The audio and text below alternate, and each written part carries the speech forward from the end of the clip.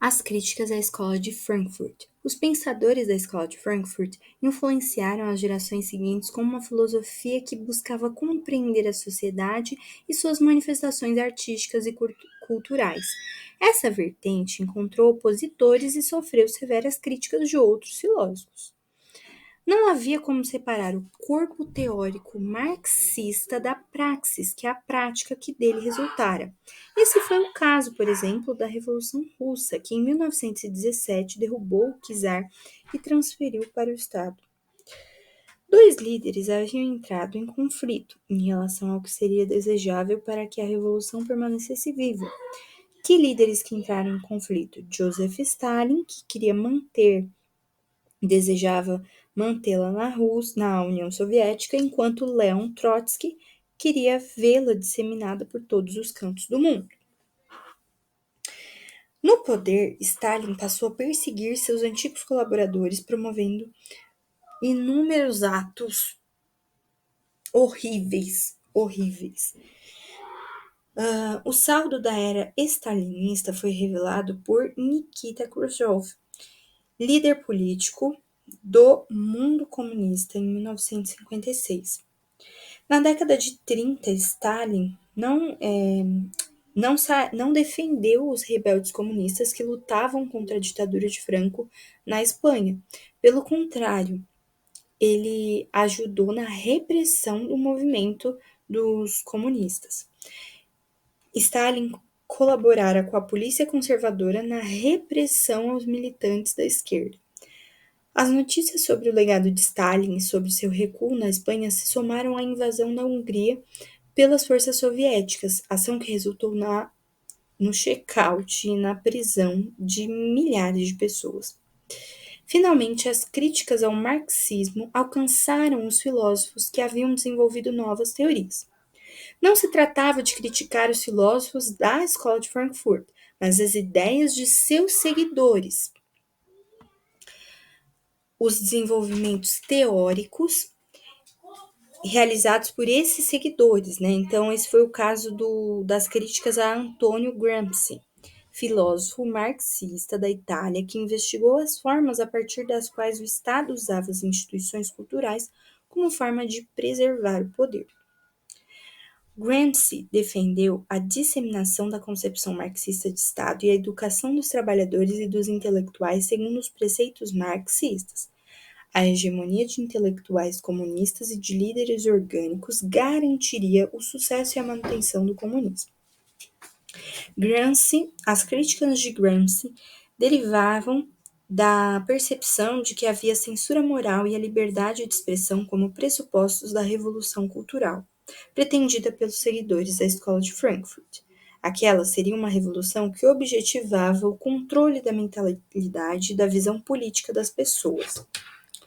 A desilusão de parte das esquerdas também foi devedora dos modelos autoritários que governos socialistas adotaram ao longo do século XX, tais como Cuba, a União Soviética e a Coreia do Norte. Ao final da década de 80, o golpe final no ideário de esquerda materializou-se na queda do Muro de Berlim, que desde o final da Segunda Guerra Mundial separava o lado ocidental do lado oriental da capital da Alemanha. O neoliberalismo defendido por Ronald Reagan e Margaret Thatcher provocava novas reflexões, em particular quanto aos resultados obtidos pelos governos que haviam adotado o comunismo ou o socialismo. No século XXI, as dificuldades de governos de esquerda da América Latina e a ascensão na Europa, então no século XXI, as dificuldades dos governos de esquerda da América Latina e a ascensão na Europa de governos apoiados por partidos de direita contribuíram para o fortalecimento de correntes filosóficas mais conservadoras. Assim, as ideias da escola de Frankfurt passaram a ser combatidas por inúmeros filósofos. Para Raymond Aron, um francês, o marxismo criara regimes totalitários e se transformara em ópio para os intelectuais. Para o filósofo, o ideário de esquerda funcionava quase como uma droga, porque o ópio é uma droga, fazendo com que se continuasse a acreditar no sistema comunista. Dentro dessa mesma perspectiva, esses filósofos voltaram a defender princípios caros ao liberalismo, vários deles associados a valores religiosos, à autonomia individual, à liberdade de expressão, à meritocracia e ao próprio sistema capitalista, simultaneamente a críticas ao marxismo, ao coletivismo e à burocracia estatal. Um adendo, uma observação, é que o neoliberalismo buscou dar uma nova interpretação ao liberalismo inglês.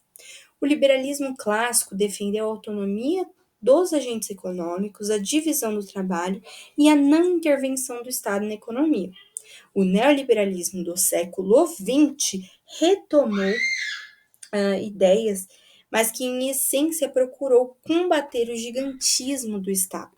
Resumindo tudo, a crítica da escola de Frankfurt ao capitalismo está na sua prática, que visa o lucro e utiliza a razão como instrumento para obter o lucro.